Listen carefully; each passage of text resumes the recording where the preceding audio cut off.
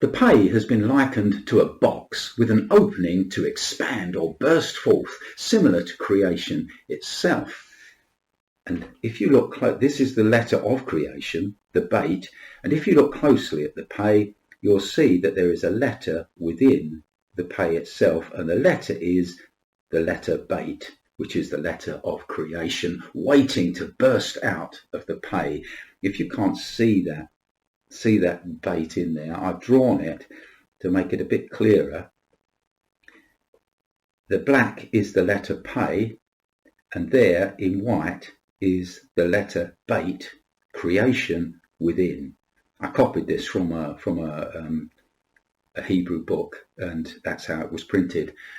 So the concept of bursting forth is illustrated by the fact that a selection of words which express this bursting forth also begin with the letter pay. And I'll just show you some of them. We've got petach, which means opening. Parach, which means to bloom.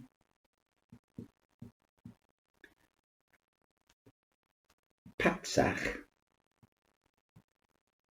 which means to break out. You can see all these words have got something similar. The breaking out, the bursting forth, and finally, maybe the best one of all, pitzuz. Pitzuz, which means explosion. God spoke the word and the universe came into being. The universe, the creation, was within the pay, within God's mouth, and he spoke forth and it burst into being. How natural then for us to burst out in praise to God. The pay has been said to represent all of nature singing its song. God himself recalls with warmth the day of creation. Quote, when the morning stars sang together and all the sons of God shouted for joy. Job 38 verse 7. Even science now acknowledges that every single heavenly body, even every single entity, vibrates at a different frequency. Each one having a different voice with which to praise the Creator, and which is undoubtedly recognized by him.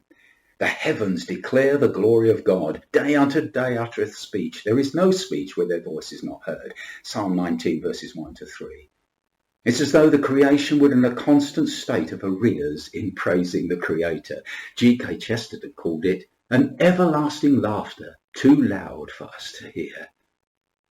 Jesus issued a warning to the Pharisees about their attempt at silencing his disciples' loud praises.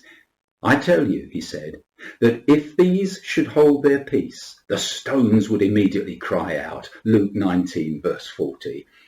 Because stones have more sense than religiously deadened men. Moses implored God to send somebody else for the work of being his spokesman to and for the Jewish people, as he was, quote, slow of speech and of a slow tongue. Exodus chapter 4 verse 10. But God insisted on his choice of Moses, saying not that he would permanently heal the speech defect, but that he would be with him and teach him what to say. Isn't that a mystery? Apparently, sages tell us that it was the P sound that was particularly difficult for Moses to pronounce. And it was this impediment regarding the pronouncing of the letter P that played a crucial role in his being accepted by his Jewish brethren. An ancient tradition going back to Joseph's time stated that the one who would be instrumental in delivering them from bondage would come with a message which would confirm to them that God had remembered them, declaring in effect, I have remembered you. Now, being as anybody aware of the tradition could turn up and speak this simple sentence and claim to be the promised deliverer, there had to be an element of it being a confirming sign from heaven, something of the miraculous attached to it, so that it will be a sign. Now, the sentence that Moses actually spoke was, Pekod pekadati etchem, which means, I have surely visited you. Exodus 3, verse 16. Now, the leaders of Israel would have been fully aware of Moses' speech impediment with regard to his inability to pronounce the pay sound, and when he enunciated with perfection the phrase "pekod pekadati etchem," they knew that a confirming miracle had taken place and that Moses was indeed the one long promised who would lead them to freedom. It was a sign, you see. And so we may say that Moses' infirmity actually became part of his credentials. God used his weaknesses. What a powerful truth that is. In the New Testament, Paul has his own struggle with his thorn in the flesh and discovers the same eternal truth. God's strength is made perfect in weakness. 2 Corinthians 12, verse 9. What a valuable truth this is. He chooses the weak to confound the things which are mighty. 1 Corinthians 1:27. If that's you, then God bless you. His ways, you see, are not our ways, and his choices are not our choices necessarily. Throughout Scripture, God consistently seeks out the unlikely, men such as Moses, Gideon, David, or a nation such as tiny Israel, a city called Jerusalem, distant from the great centres of culture and refinement, Rome and Athens and so on, lacking in all natural advantages. Horeb, a very insignificant feature in the Sinai Massif. No one, dares to anticipate God's choices. But all of this culminates in the life and times of Jesus. Speaking reverently, if God was aiming to put himself at the greatest disadvantage possible, then, as with everything he does, he succeeded.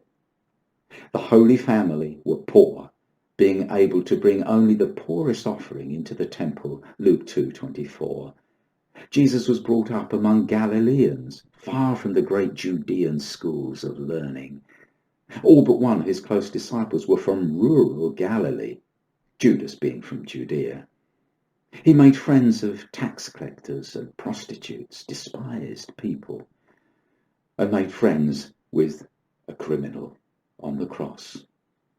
And his resurrection was first witnessed by a female, the testimony of whom was not valid in a Jewish court of law. We could go on. The list could fill some pages. God chooses the humble in order to exalt them over the proud, the weak in order to strengthen them, the slow of understanding in order to confound the wise of this world. The choice of Moses with his slow tongue was to be expected. God gave him a task that he couldn't possibly achieve in his own strength and ability. That was the whole point of it. Do you feel inadequate? God's choice is thought-provoking, and he never makes a mistake.